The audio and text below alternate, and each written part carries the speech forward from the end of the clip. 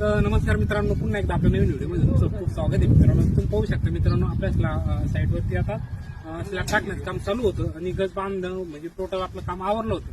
तर आजचा व्हिडिओ घेण्याचं कारण असं आहे मित्रांनो, की सगळ्यात महत्त्वाचं म्हणजे काय असतं माहिती मित्रांनो, ज्यावेळेस बी आपली रूम साईज किती बी असू, म्हणजे रूम साईज एक आपण ठराविक धरली जरी, तर आपण वरून जी तिची स्लॅबची भराई करीत असतो, जी कॉन्क्रीटची भराई करीत असतो ती पूर्ण सारखी करीत असतो.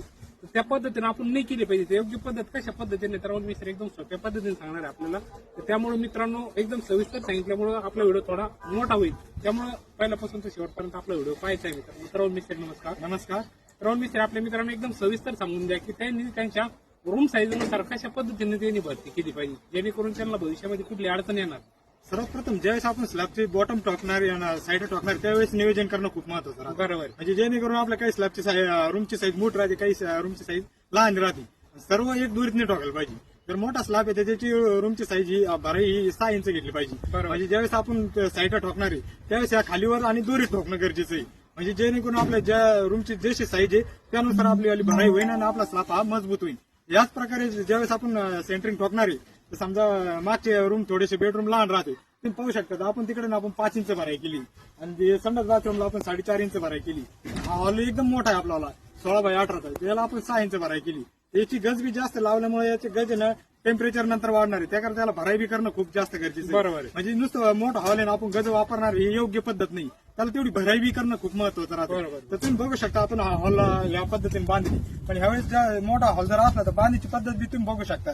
ज्यावेळेस आपण टॉपचे बार एक्स्ट्रा बार टाकणार आहे ते आपल्याला 6 इंचावर टाकणं खूप गरजेचं आहे. तुम्ही बघू शकता ही अशी 6 इंचावर टाकायची. ज्यावेळेस आपले लहान जे रूम आहे तुम्ही 300 mm म्हणजे 1 फुटावर बी ते वरचे टॉपचे बार टाकले तरी चालू शकतात. म्हणजे तिथे आपल्याला भराई कमी राहते, तिथे आपली भराई जास्त राहते. म्हणजे भराई जास्त असल्यामुळे आपल्याला गज बी जास्त वापरणं खूप महत्वाचं आहे. म्हणजे आपला मोठा हॉल आहे ना त्याची मजबूती वाढणार आहे आणि तो जास्त दिवस टिकणार आहे, तो झोळ मारणार नाही. बरोबर. या पद्धतीने तुम्ही तुमचं काम करू शकता आणि मजबूती वाढू शकता. तर ठीक आहे मित्रांनो, अशा पद्धतीने राहून मी एकदम सोप्या भाषेत सांगितलं.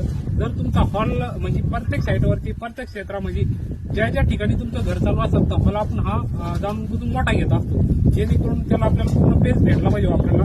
त्यासाठी आपण हॉल मोठा घेत असतो आणि प्रत्येक वेळेस आपण बेड किंवा असेल किंवा किचन असेल हा थोडा हॉलच्या मानाने लहान घेत असतो किंवा बांधी वेगळी असते हॉलची बांधी वेगळी असते. तर अशा पद्धतीने तुम्ही तुमच्या घरात काम करत चाला मित्रांनो, जेणेकरून भविष्यामध्ये तुमच्या घराला कुठलीही प्रॉब्लेम येणार नाही. आणि सगळ्यात महत्त्वाचं म्हणजे काय असतं माहिती मित्रांनो, जर हॉलची साईज जर मोठी असली तर तो भविष्यामध्ये जो झोळ मारण्याची जास्त शक्यता असते, तो झोळ मारणार.